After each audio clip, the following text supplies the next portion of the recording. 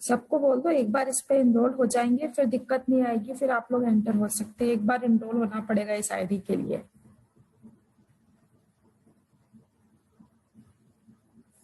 I think everybody has joined. Few students are left only. Okay, should we start now?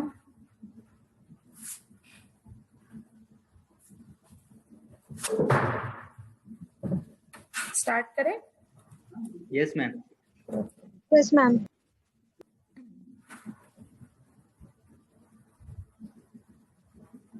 Okay, start करते हैं।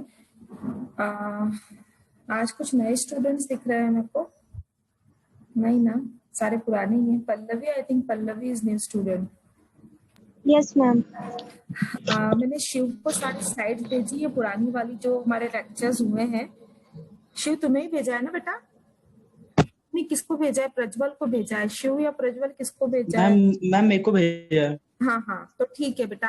आप सब नए students को प्लीज, है ना, आप लोग तो एक फ्रेंड्स हो ना, तो आपके सब होंगे व्हाट्सएप पे, तो आप उसको प्लीज सबको दे देना जो भी बच्चा है। मैम जिसको जिसको चाहिए वो मेरे को एक बार मैसेज कर सकता है, तो मैं सबको दे दूंगा। उसमें सारी है अभी तक की पढ़ाई हुई, तो अगर किसी को चाहिए हो तो वो प्लीज प्रज्वल को बता देना। तो Prajwal, ma'am Shiv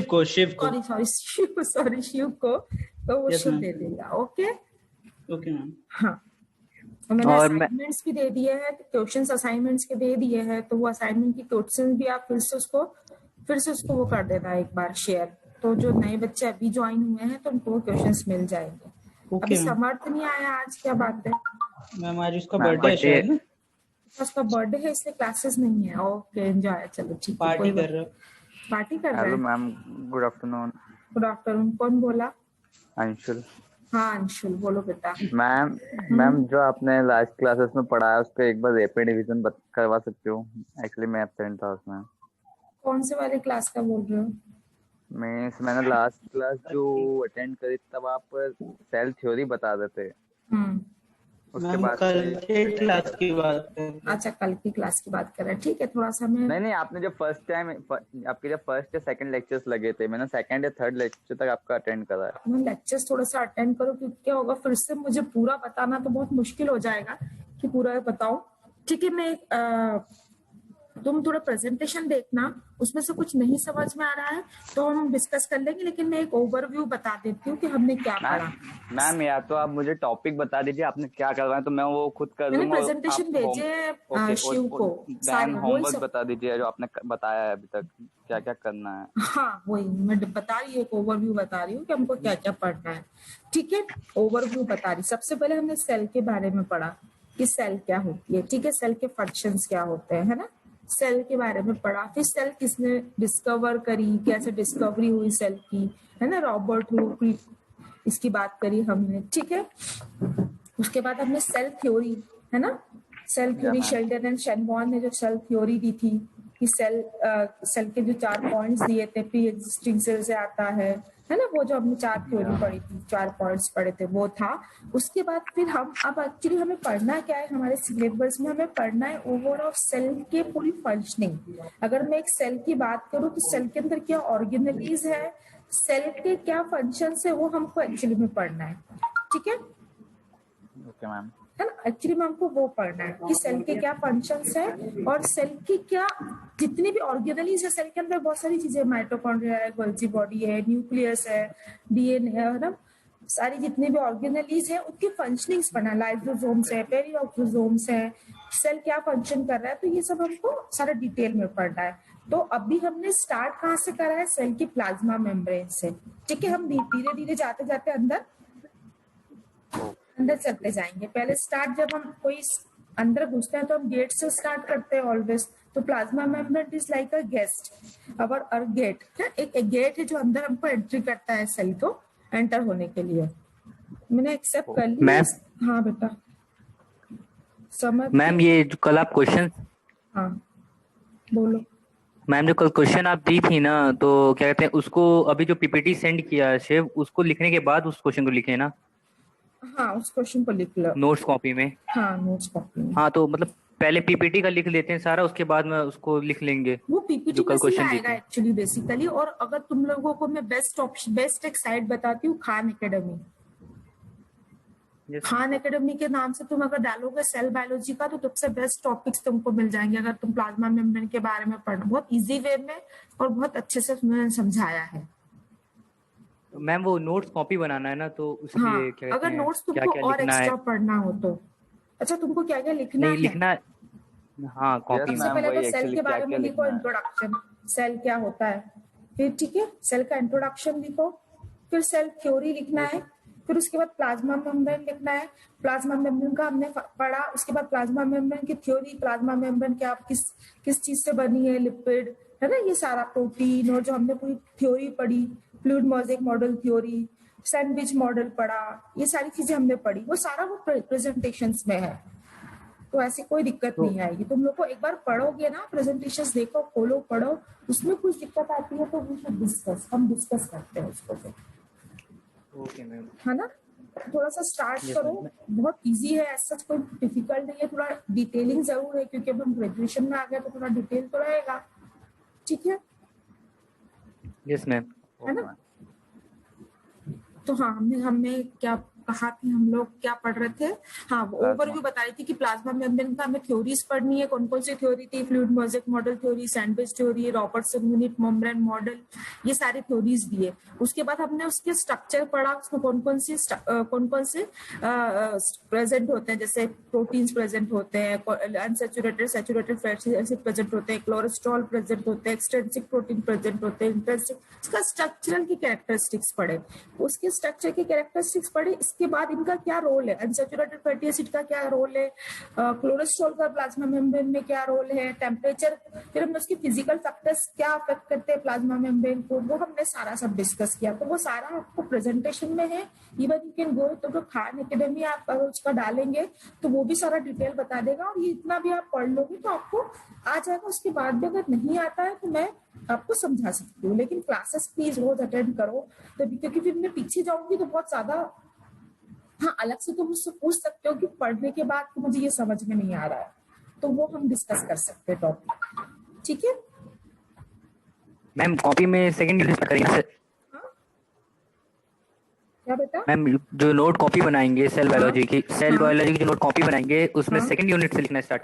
first unit actually ये पहले फर्स्ट यूनिट का टॉपिक था, अभी सिलेबस में थोड़ा चेंज हुआ है, तो मैंने ये प्लाज्मा मेम्ब्रेन से स्टार्ट किया है कि एक्चुअली हम यहाँ से स्टार्ट करेंगे तो आपको आगे आगे धीरे धीरे ज्यादा इसमें, मतलब एक सीरियल से स्टार्ट करेंगे तो चीजें समझ में ज्यादा अच्छे से आएंगी।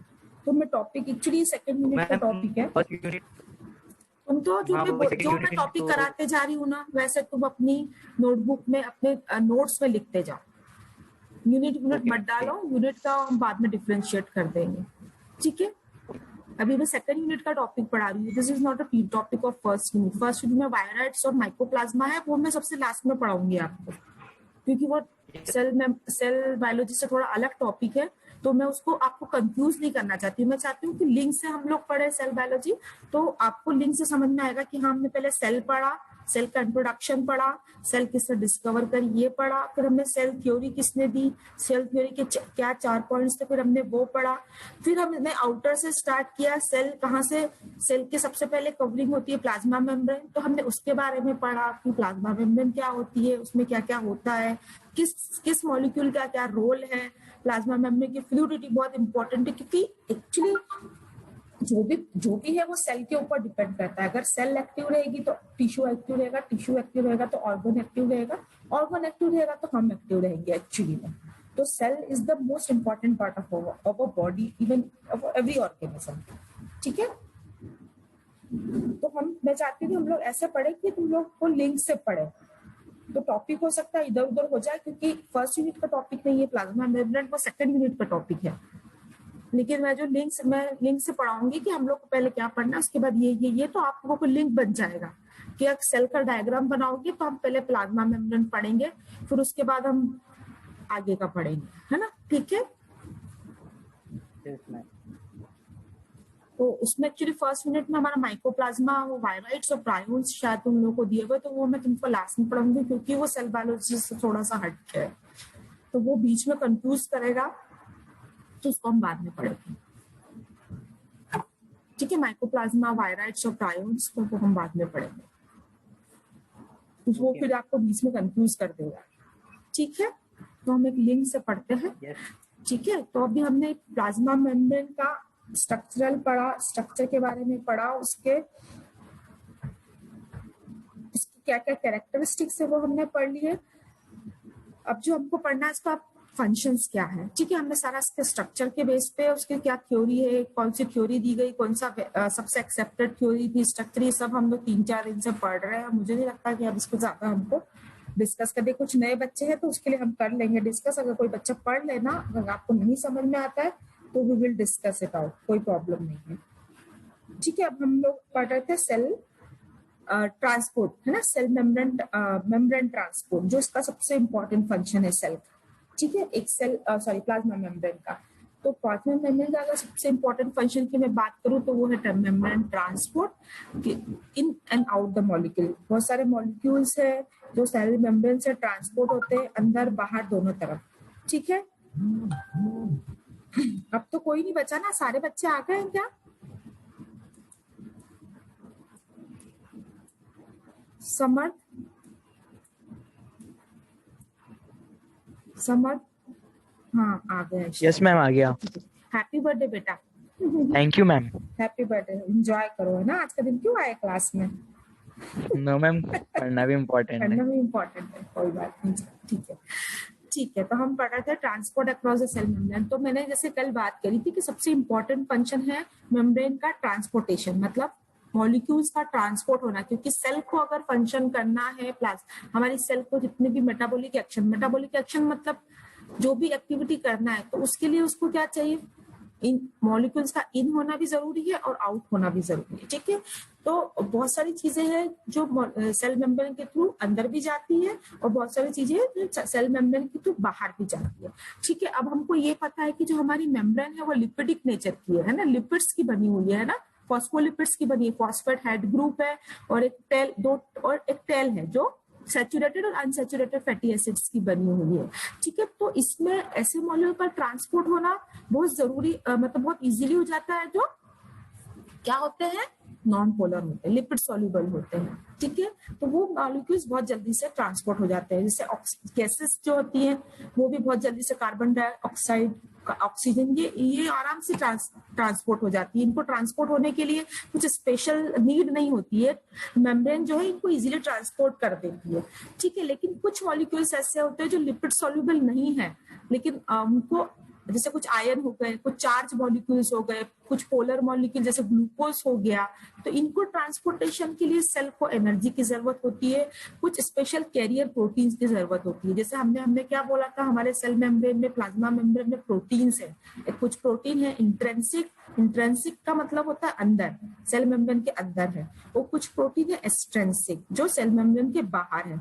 तो ये प्रोटीन क्या करते हैं, ये हेल्प करते हैं ट्रांसपोर्टेशन में, है ना, मॉलिक्यूल्स को एक जगह से दूसरी जगह, एक इन से आउट करने में हेल्प करते हैं। तो this substance are pass through the specialised protein, channel proteins भी होते हैं और कैरियर प्रोटीन्स भी। इसमें 2 टाइप के प्रोटीन्स हो सकते हैं, चैनल प्रोटीन्स जो चैनल के थ्रू, और कुछ कैरियर प्रोटीन्स होते हैं, ठीक है। तो ये एक ट्रांसपोर्टेशन का जो है इंपॉर्टेंट फंक्शन है प्लाज्मा मेम्ब्रेन का। अब ट्रांसपोर्टेशन की अगर हम बात करें तो 2 टाइप के ट्रांसपोर्टेशन होते हैं। कौन कौन से 2 type?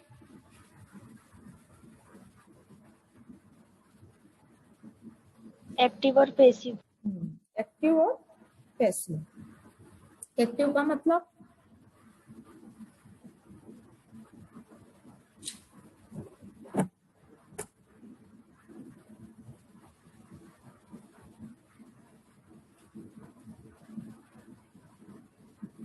Ma'am, it is an uphill movement of material across the membrane. हाँ, जैसे मूवमेंट, बट एक्टिव मतलब, एक्टिव पैसिव मेन डिफरेंस क्या है, जैसे हमने कल देखा, देखो अब एक्टिव और पैसिव 2 टाइप के तो ट्रांसपोर्टेशन मैकेनिज्म हो गए, मतलब 2 टाइप से जो चीजें हैं वो सेल के मेम्ब्रेन के अंदर या बाहर जाएंगी, वो होता है एक्टिव और एक होता है पैसिव। एक्टिव और पैसिव, और पैसिव के कितने टाइप्स हो गए, simple diffusion, facilitated diffusion, osmosis, filtration, ये सब पैसिव के टाइप हो गए। एक्टिव के 3 टाइप है, primary active transport, secondary active transport, endocytosis, exocytosis, phagocytosis, pinocytosis, वो हम पढ़ेंगे आगे किस टाइप में। ठीक है, तो ये दो टाइप के ट्रांसपोर्ट हो गए, पैसिव और एक्टिव। पैसिव में आ जाता है simple diffusion, facilitated diffusion, osmosis और डायलिसिस आता है। एक्टिव ट्रांसपोर्ट में primary active transport, secondary active transport, endocytosis, exocytosis, बहुत सारे, पिनकोसाइटोसिस, वो भी हम पढ़ेंगे डिटेल में। अब डिफरेंस क्या होता है, हमने कल भी बात करी थी एक्टिव ट्रांसपोर्ट और पैसिव ट्रांसपोर्ट में क्या डिफरेंस होते हैं कि एक्टिव ट्रांसपोर्ट रिक्वायर एनर्जी, एक में एनर्जी लगती है, एक में नहीं लगती। हाँ, जैसे आप ये झूला चलाती हुई लड़की को देख रहे हो, तो एक जो है वो बेचारी खुद अपना झूला चला रही है, उसको कोई एनर्जी बाहर, कोई एक्स्ट्रा प्रेशर नहीं लगा रहा है चलाने के लिए, वो खुद अपना काम कर रही है, खुद ही अपना झूला को मूव कर रही है, खुद से अपना आराम से ट्रांसपोर्ट कर रही है। तो पैसिव ट्रांसपोर्ट में actually they do not require energy, वो अपना खुद, उनको एनर्जी चाहिए ही नहीं। क्योंकि क्या एनर्जी क्यों नहीं चाहिए, एनर्जी हमको कब चाहिए होती है, जब हम ऐसा कोई काम करें जिसमें हमको मतलब एनर्जी लग रही हो, जो काम इजीली होता है उसमें एनर्जी की जरूरत नहीं है। अब जैसे पैसिव ट्रांसपोर्ट में अगर ऑक्सीजन की मैं और कार्बन डाइऑक्साइड की बात करूँ तो ये आराम से ट्रांसपोर्ट हो जाते हैं मेम्ब्रेन, इनको इसको स्पेशली नीड नहीं है, एनर्जी की जरूरत नहीं है, क्योंकि मेम्ब्रेन इनको अलाउ कर रही है ट्रांसपोर्ट होने के लिए इजीली।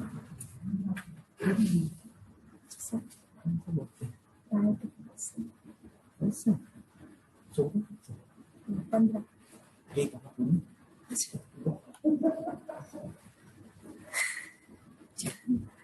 ठीक है। तो पैसिव ट्रांसपोर्ट मतलब उनको एनर्जी की जरूरत नहीं, क्योंकि मेम्ब्रेन जो है वो इजीली उनको अलाउ कर रही है ट्रांसपोर्ट होना। जैसे कार्बन डाइऑक्साइड हो गया, ऑक्सीजन हो गया, वाटर मॉलिक्यूल हो गया, it can be easily transport across the membrane, ये आसान से ट्रांसपोर्ट हो सकते हैं मेम्ब्रेन में, इसको एनर्जी की जरूरत नहीं है। ऐसे टाइप के ट्रांसपोर्ट को हम बोलते हैं पैसिव ट्रांसपोर्ट। और एक्टिव ट्रांसपोर्ट उन मॉलिक्यूल्स का होता है जैसे पोलर मॉलिक्यूल्स हो गए, चार्ज मॉलिक्यूल्स हो गए, आयंस हो गए, इनको एनर्जी चाहिए क्योंकि ये खुद से ट्रांसपोर्ट नहीं, हमको पता है हमारी लिपिड बैले का, हमको पता है प्लाज्मा मेम्ब्रेन का जो स्ट्रक्चर्स का क्या उसका कंपोजिशन है, तो वो कोई भी जो लिपिड इनसॉल्युबल है उनको वो ट्रांसमिट नहीं होने देगी इजीली।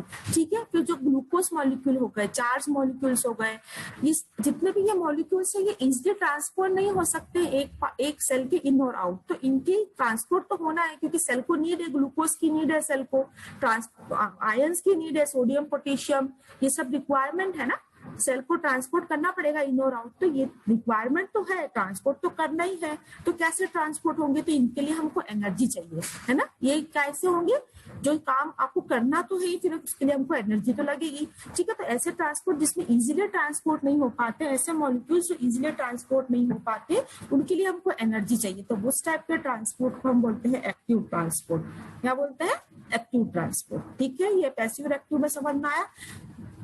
ठीक है, एक्टिव ट्रांसपोर्ट में जनरली चार्ज मॉलिक्यूल्स आएंगे और ग्लूकोज जैसे एग्जांपल हो गया, पोलर मॉलिक्यूल जैसे ग्लूकोज हो गया, charge molecule, sodium potassium pump आपने सुना होगा कभी 12th में, थोड़ा बहुत सेल के बारे में पढ़ा होगा, सोडियम पोटेशियम का ट्रांसपोर्ट होता है, कैल्शियम का ट्रांसपोर्ट होता है, प्रोटॉन्स का ट्रांसपोर्ट होता है, एच आयन का ट्रांसपोर्टेशन होता है। तो ये सारे मॉलिक्यूल्स है, ये सारे इनकी सबकी रिक्वायरमेंट होती है, ट्रांसपोर्टेशन होता है सेल के अंदर और बाहर, है ना, मेंटेन रखने के लिए। ठीक है, तो ये हमारा हो गया एक्टिव और पैसिव ट्रांसपोर्ट।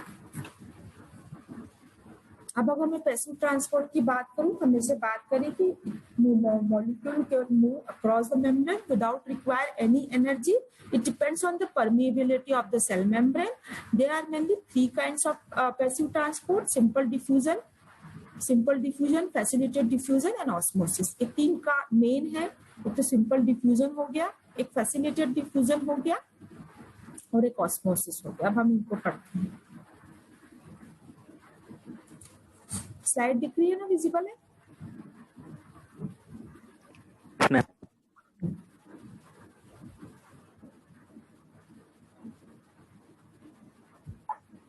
सिंपल डिफ्यूजन की बात करूं तो सिंपल डिफ्यूजन होता है movement of molecule from a higher concentration toward the lower concentration till the equilibrium is reached। मतलब इसका अगर इस डेफिनेशन का क्या मतलब है कि movement of molecule from higher से लोअर की तरफ। जब भी कोई चीज कहीं हायर किसी एक मीडियम में कोई चीज कम है और एक जगह उसी जगह पे अगर वो चीज ज्यादा है तो वो क्या होगा, मूवमेंट का मॉलिक्यूल का मूवमेंट क्या होगा, हायर से लोअर की तरफ जाएगा। जैसे एग्जांपल में मैं अगर बताऊं कि आप पानी के अंदर इंक डालते हो, पानी के अंदर जब आप इंक डालते हो तो वो इंक जो होती है वो पूरी तरह डिसॉल्व हो जाती है। मॉलिक्यूल्स जो होते हैं वो इंक के वो पूरी तरह डिसॉल्व हर तरफ एक इक्विलिब्रियम मेंटेन कर लेते हैं। तब तक डिफ्यूज होते हैं जब तक कि वो इक्विलिब्रियम आप मेंटेन ना हो जाए, डिफ्यूज हो जाते हैं ना।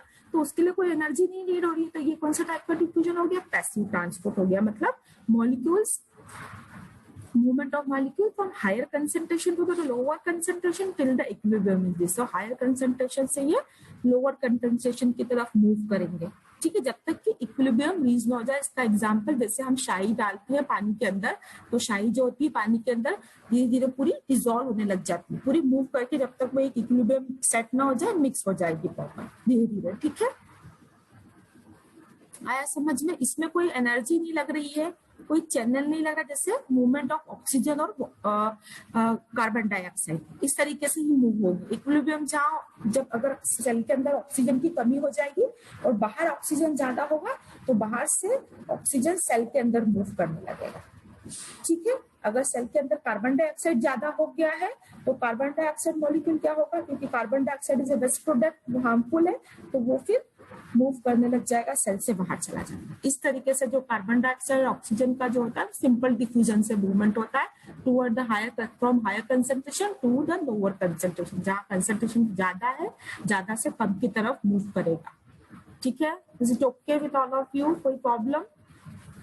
No, ma'am. अरे उमा क्यों नहीं आ रही है? उमा से बात हुई किसी की? उमा को क्या प्रॉब्लम हो रही है? पता नहीं मैम। मैम ये जो मॉलिक्यूल्स का ट्रांसपोर्ट होता है इनके भी अलग अलग वेज होते हैं ना, मतलब मैं सिम्पोर्ट, एंटीपोर्ट और यूनिपोर्ट।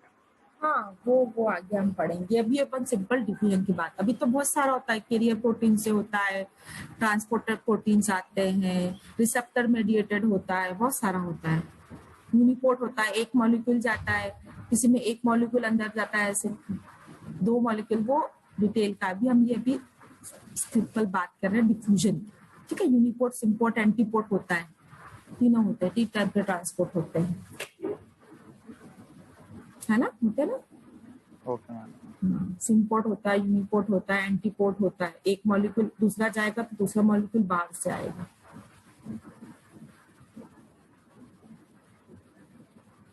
ठीक है।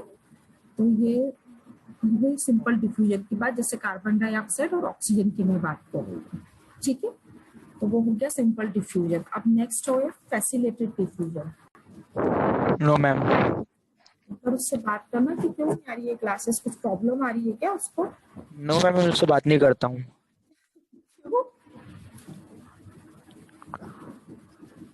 क्यों? वो बोलती है मैं आ जाया करूंगी, तो मैंने सर को बोल दिया ठीक है सर वो आ जाया करेंगी, तो मैं उससे बात नहीं करता हूँ। अब कोई भी उसको इन्फॉर्मेशन नहीं देता हूँ मैं। अरे ऐसा नहीं, चलो कोई बात नहीं, मैं बात कर लूँ, पूछ लूंगी उससे क्यों नहीं आ रही है क्लासेस, ठीक है। अब ये हमने सिंपल डिफ्यूजन की बात करी। अब नेक्स्ट हम बात कर रहे हैं फैसिलिटेटेड डिफ्यूजन। फैसिलिटेट का मतलब सही समझ में आ रहा है कि कोई फैसिलिटी चाहिए, मतलब वो किसी की हेल्प के थ्रू क्या होगा, इन या आउट होगा, ठीक है। तो facilitated diffusion is a movement of specific molecules across the plasma membrane by some carrier protein. Carrier protein की हेल्प से वो क्या करेंगे, मूव करेंगे, है ना, with the help of some carrier, मतलब कुछ प्रोटीन्स होंगे, कैरियर प्रोटीन्स होंगे, उनकी हेल्प से मूवमेंट होगा मॉलिक्यूल्स का। लेकिन इसमें एनर्जी नहीं लग रही है, एनर्जी का रिक्वायरमेंट नहीं है, तो ये पैसिव टाइप का ही, ठीक है, ये है ना, है तो ये पैसिव टाइप का ही। लेकिन इसमें क्या हो रहा है, with the help of some carrier protein, कुछ प्रोटीन हेल्प कर रहे हैं डिफ्यूजन, डिफ्यूजन है तो डिफ्यूजन ही, मूवमेंट हो रहा है down the concentration gradient from high concentration to the low concentration, but with the help of some carrier protein. हमने सिंपल डिफ्यूजन में हमने बात करी थी कि वो मूवमेंट तो हो रहा है मॉलिक्यूल का, लेकिन उसमें किसी भी हेल्प की किसी की भी हेल्प की जरूरत नहीं है, सिर्फ हायर कंसंट्रेशन से लोअर कंसंट्रेशन, जिसका एग्जांपल है ऑक्सीजन और कार्बन डाइऑक्साइड, वो मूव वैसे ही करते हैं। जब हमारे सेल में कार्बन डाइऑक्साइड ज्यादा हो जाएगा तो वो ज्यादा कार्बन डाइऑक्साइड सेल से बाहर चले जाएगा, और अगर ऑक्सीजन की कमी हो जाएगी तो ऑक्सीजन बाहर से अंदर की तरफ आएगा। ये डिपेंड करेगा कि सेल को क्या रिक्वायरमेंट है, ठीक है। वो यूनिपोर्ट जो है सिंपोर्ट बात करी, वो अलग टाइप का ट्रांसपोर्ट मैकेनिज्म है। अभी हम एक लाइन से लिंक से चल रहा है, वो भी बात करेंगे। अगर उसको डिस्कस करना है तो हम उसको भी डिस्कस करेंगे, कोई बात नहीं, ठीक है। तो ये हो गया सिंपल डिफ्यूजन। और फैसिलिटेटेड डिफ्यूजन से नाम से ही समझ में आ रहा है कि फैसिलिटी मतलब उसको कोई चीज चाहिए ट्रांसपोर्ट करने के लिए, एनर्जी तो नहीं रिक्वायरमेंट है, लेकिन कुछ ही कैरियर प्रोटीन की हेल्प से वो ट्रांसपोर्ट करेगा मॉलिक्यूल्स को। तो ये एक एग्जाम्पल, ये एक डायग्राम है, इससे आपको बेटर अंडरस्टैंड होगा। दिख रहा है ये डायग्राम? डायग्राम दिख रहा है? Yes ma'am. है ना? अब इसमें आप देख रहे हो ये प्रोटीन्स की हमने बात करी थी, ये कौन से टाइप के प्रोटीन्स है? इंट्रिंसिक प्रोटीन्स, ठीक है। ये इंट्रिंसिक प्रोटीन, तो इस टाइप से क्या होता है, जो प्रोटीन, ये उनको बोलते हैं protein molecules, protein channel proteins होते हैं ये एक टाइप के। कौन से प्रोटीन्स होते हैं? चैनल प्रोटीन्स होते हैं। तो मॉलिक्यूल्स क्या होता है, इसके थ्रू, चैनल्स के थ्रू डिफ्यूज होता जाता है एक पार्ट से दूसरे पार्ट। मतलब ये एक्स्ट्रा सेलुलर स्पेस है, ये एक सेल है, ये एक्स्ट्रा सेलुलर स्पेस है, तो इस एक्स्ट्रा सेलुलर से इंट्रा सेलुलर स्पेस में आ जाएगा with the help of the protein channel, ठीक है। तो ये प्रोटीन चैनल की हेल्प से सेल के अंदर ये मॉलिक्यूल आ जाएगा। तो ये टाइप के डिफ्यूजन को हम क्या बोलते हैं? Facilitated diffusion. यहाँ किसी को कोई प्रॉब्लम? No ma'am.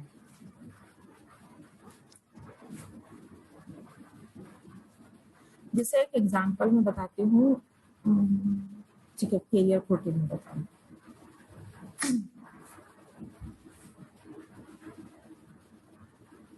अब नेक्स्ट हो गया ऑस्मोसिस। ऑस्मोसिस तो आई थिंक आप लोगों ने बहुत बार 12th में पढ़ा होगा। ऑस्मोसिस मुझे कौन बताएगा, कौन समझाएगा ऑस्मोसिस?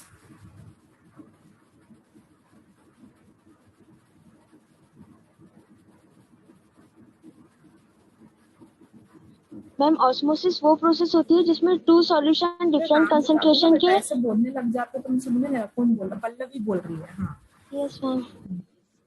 ऑस्मोसिस वो प्रोसेस होती है जिसमें दो सॉल्यूशन होते हैं डिफरेंट कंसंट्रेशन के, जो एक सेमी परमिएबल मेम्ब्रेन से सेपरेट हो जाते हैं। Higher concentration toward the lower concentration. जैसे हमारी जो मेम्ब्रेन है वो क्या है? मेम्ब्रेन वर्क मैम कैसा? मैम वो lower plasma membrane concentration work- to higher concentration. नहीं, वो लोअर इक्वल टू हो हायर जाते या हैं, हायर टू इक्वल। लोअर?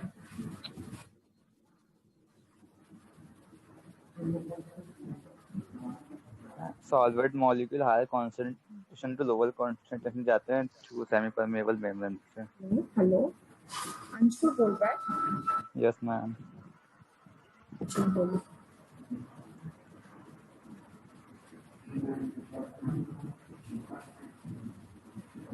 हाँ अंशु बोलो ना, बता रही है मैम जो सॉल्वेंट रहता है वो हायर कंसंट्रेशन से लोअर कंसंट्रेशन जाता है सेमी परमेबल मेम्ब्रेन के थ्रू। सॉल्वेंट की सॉल्यूट? सॉल्वेंट में क्या डिफरेंस है बताओ? सॉल्यूट और सॉल्वेंट में क्या डिफरेंस है? मैम सॉल्वेंट जो रहता है मींस एक, उसको कैसे डिफाइन करूँ? मैम सॉल्वेंट जो होता है वो तो हमेशा अगर एक मोर कंसंट्रेशन सॉल्यूशन का था सेम मेम्ब्रेन से। हेलो, आवाज नहीं आ रही। हेलो, हाँ बेटा। मैम ये सेमी परमेबल मेम्ब्रेन से सॉल्वेंट अगर होता है कोई चीज, तो सॉल्वेंट जो होता है वो मैम लेस कंसंट्रेशन से तो वाटर जो है, अच्छा, मोर दो, कंसंट्रेशन में ये जाता है। इमेज में तुम दो चीजें देख रहे होगे, एक तो वाटर है और एक शुगर है। इसमें से बताओ सॉल्यूट और सॉल्वेंट कौन सा है?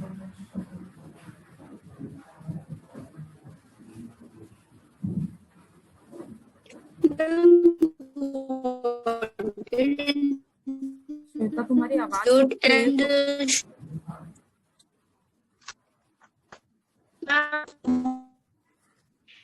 शायद सॉल्वेंट वाटर है और सॉल्यूट शुगर है। वैसे जैसे हम, आपने कभी क्रोमेटोग्राफी पढ़ी है? क्रोमेटोग्राफी पढ़ी है कभी? No ma'am. क्रोमेटोग्राफी का मतलब, क्रोमेटोग्राफी के बारे में कभी पढ़ा है? क्रोमेटोग्राफी सेपरेशन ऑफ मॉलिक्यूल एक टेक्निक्स होती है जिसमें हम सॉल्यूट और सॉल्वेंट के थ्रू, कभी पढ़ा होगा आपने 12th में कभी क्रोमेटोग्राफी का थोड़ा सा, तो उसमें सॉल्यूट जो होता है उसको हम with the help of solvent we can separate that solute. तो सॉल्यूट ट्रांसपोर्ट करता है with the help of solvent. तो सॉल्वेंट जो वो मॉलिक्यूल्स होते हैं जो सॉल्वेंट के अंदर डिसॉल्व होते हैं, मतलब आपके मान लो कोई चीज है वाटर में, आपने एक स्पाइनेज डाल के रखा, मतलब आपने स्पाइनेज को क्रश किया है ना, स्पाइनेज मतलब लीफ वो फल, उसमें से आपको क्लोरोफिल को एक्सट्रैक्ट करना है। मान लो आप एक प्रैक्टिकल कर रहे हैं प्लांट फिजियोलॉजी का, आप करोगे जब प्लांट फिजियोलॉजी पढ़ोगे तो आप मान लो स्पाइनेज का सैंपल लिया आपने, स्पाइनेज मतलब अपनी पालक की पत्ती, उसको आपने उसमें से आपको क्लोरोफिल होगा ऑफ कोर्स, उसमें chlorophyll is what, a photosynthesis pigment है ना। क्लोरोफिल क्या करता है, क्लोरोफिल क्या करता है, फोटोसिंथेसिस करता है ना। Yes ma'am. है ना, वो फोटोसिंथेटिक पिगमेंट है एक एक्चुअली, ठीक है। तो अगर आपको एक्सट्रैक्ट बोलते हैं जब हम किसी चीज को क्रश कर देते हैं ना, अगर आपको स्पाइनेज को क्रश कर दिया तो उसमें अगर आप सॉल्वेंट मिलाते हैं, सॉल्वेंट जैसे मिथेनॉल इथेनॉल वो सॉल्वेंट होते हैं, तो वो इथेनॉल सॉल्वेंट होते हैं, और जो क्लोरोफिल होता है वो उसमें से मूव करता है, सॉल्वेंट उनको हेल्प करते हैं एक्सट्रैक्शन में, तो वो होता है क्रोमेटोग्राफी। तो सॉल्यूट मॉलिक्यूल ट्रांसपोर्ट होते हैं with the help of selectively permeable membrane from lower concentration toward the higher concentration, ठीक है। Semi permeable membrane is a permeable to water but not to the solute. तो solute के लिए तो permeable नहीं होती है, दैट इज शुगर, है ना। Yes ma'am. ठीक है, ऑस्मोसिस का ये डायग्राम, ठीक है। तो osmosis is a movement of water molecule that is solvent through the selectively permeable membrane like the cell membrane. Water diffuses across the membrane from area of higher concentration to the area of lower concentration. जैसे आपने इसका एक example osmosis का, जब आप क्या बोलते हैं ना उसको, मिशमिश को क्या बोलते हैं इंग्लिश में,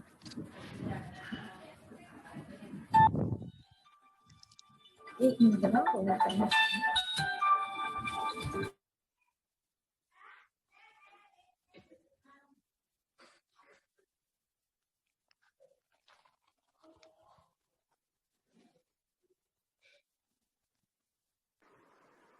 हेलो समर्थ, हैप्पी बर्थडे ब्रो।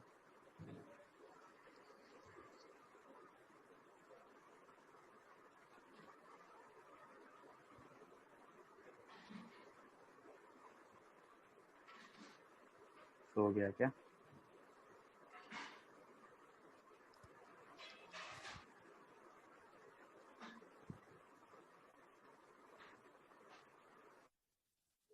हेलो, आवाज आ रही है मेरी? Yes ma'am. हम लोग कल और डिस्कस करेंगे ऑस्मोसिस को डिटेल में एग्जांपल के साथ, क्योंकि अब टाइम नहीं बचा है, 1 मिनट बचा है, मेरी मीटिंग खत्म हो जाएगी। तो ऑस्मोसिस बचा है, इसके बाद एक्टिव ट्रांसपोर्ट बचा है, बहुत सारा बचा है अभी तो, एंडोसाइटोसिस एक्सोसाइटोसिस, इसमें ये टॉपिक अभी लंबा है थोड़ा सा। तो कल हम ऑस्मोसिस डिस्कस करेंगे और एक्टिव ट्रांसपोर्ट उसके टाइप्स, है ना। पैसिव में हमारा सिर्फ ऑस्मोसिस बचा है, लेकिन ऑस्मोसिस को हम थोड़ा डिटेल में पढ़ेंगे, क्योंकि मुझे पता है ऑस्मोसिस में कई बार बहुत सारी प्रॉब्लम्स आती है, कंफ्यूजन्स होते हैं, ठीक है। तो कल हम लोग इसको थोड़ा डिस्कस करेंगे ताकि ऑस्मोसिस आपको एकदम क्लियर हो जाए। इसमें कहीं भी कोई, हाँ बेटा। मैम वो ग्रुप में आप एक और बार वापस से प्लाज्मा मेम्ब्रेन वाला जो पीपीटी था वो भेज देना। हाँ बेटा, मैं भेज दूंगी, क्योंकि मैंने इसमें कुछ स्लाइड्स और ऐड करना था, तो मैं अच्छा, इसलिए मैंने भेजा नहीं था कि मैं उसको जितना मैं टॉपिक नहीं मैम आपने भेजा था, लेकिन आधा होगा, एक्स्ट्रा स्लाइड्स नहीं थे। हाँ, वो एक्चुअली मैं जब पढ़ाते जाती हूँ ना, तो मैं उसमें से हटा के ऐड करते जाती हूँ, तो मैं भेज दूंगी इसमें ना। तो कल हम ऑस्मोसिस डिस्कस करेंगे विद एग्जांपल, ताकि जो भी डाउट्स है थोड़े बहुत ऑस्मोसिस से रिलेटेड वो हमारे क्लियर हो जाए। अभी टाइम नहीं बचा है, टाइम खत्म हो जाएगा, हम पूरा कंप्लीट नहीं कर पाएंगे, फिर बीच में फिर कल से कोई और आएगा, फिर वो प्रेजेंट ले लीजिए आप। हाँ, प्रेजेंट ले लीजिए। हाँ मैंने ले लिया, मैंने स्क्रीनशॉट ले लिया है। संजना कपासिया, संजना भी नहीं ज्वाइन हुई है। संजना, अच्छा, आपका फर्स्ट डे है बेटा? Yes ma'am. आया समझ में कुछ? संजना समझ में आया बेटा? यस मैम, थोड़ा बहुत आया, आज फर्स्ट क्लास थी। अच्छा आज फर्स्ट क्लास थी। किसी को कोई प्रॉब्लम तो नहीं आ रही है सेल बायोलॉजी में सब्जेक्ट में? ma'am. बोरिंग सब्जेक्ट तो नहीं लग रहा? मुझे तो बहुत इंटरेस्टिंग लगता है, पर अब पता नहीं सबकी मैम अलग अभी अलग। मैम अभी टाइम है ना 5 मिनट। हाँ 5 मिनट नहीं आप बचे बेटा, मुझे 1 मिनट बचा है, 1 मिनट बचा है। अरे ओके मैम ओके। बोलो, कल एक्चुअली डिस्कस कर मुझे लेंगे। प्लाज्मोलाइसिस में एक टॉपिक था स्टेजेस होती जो उसकी लिमिटिंग इंसिपिएंट, वो थोड़ा पूछना था। कौन सा, किसमें क्या पूछना था?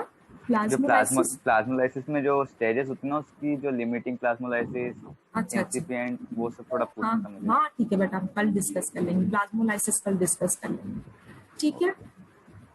कल आप लोग और बता देना मुझे, तो हम डिस्कस कर लेंगे टॉपिक। किसी को कहीं, वैसे प्लाज्मोलाइसिस अपने इसमें है नहीं, लेकिन अपन डिस्कस कर लेंगे, कोई दिक्कत नहीं। ऑस्मोसिस के साथ प्लाज्मोलाइसिस भी डिस्कस कर लेंगे, ठीक है। Okay ma'am. Okay then, thank you so much, thank you for coming. Thank you, ma'am. Enjoy your thank you ma'am.